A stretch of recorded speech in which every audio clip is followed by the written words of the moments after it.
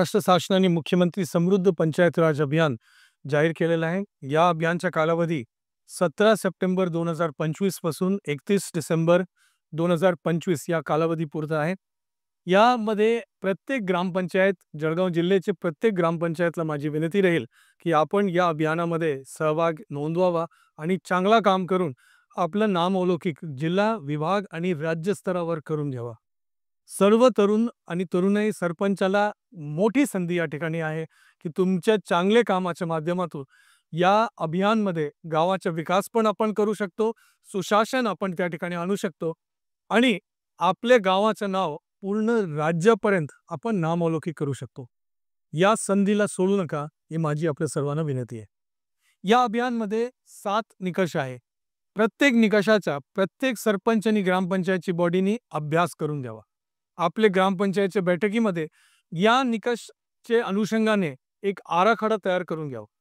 या आराखड्यामध्ये काय काय काम असू शकते, कसं कसं आपण करू शकतो, त्या आराखडा व्यवस्थित तयार करून त्या निकषानुसार या आराखड्यामध्ये गावामध्ये कसं काम होईल याचं नियोजन करून घ्या। याच्यासाठी लागणारे निधी आपले 15 वित्त आयोग असेल, स्वनिधी असेल, या देणगीदारांकडून काही दानशूर व्यक्तींकडून काही देणगी घेण्याचा विषय असेल, याच्यामध्ये आपण एकत्रित करू चांगले कामाचा विकास करण्याचा प्रयत्न करू।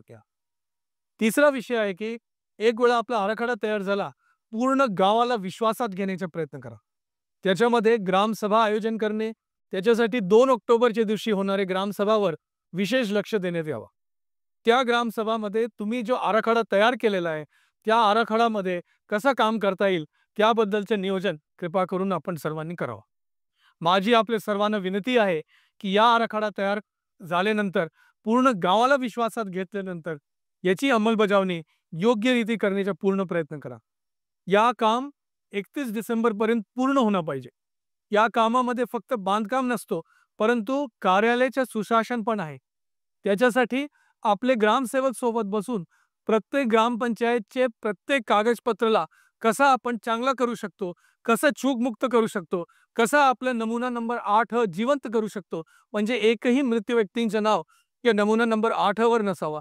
असं करून प्रत्येक विषयाबद्दल आपण व्यवस्थित लक्ष देऊन काम करा।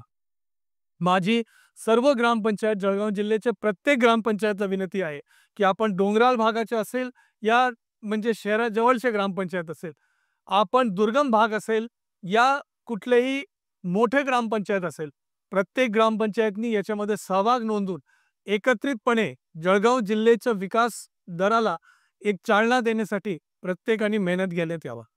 आपल्या सर्वांना खूप खूप शुभेच्छा। जय हिंद, जय महाराष्ट्र।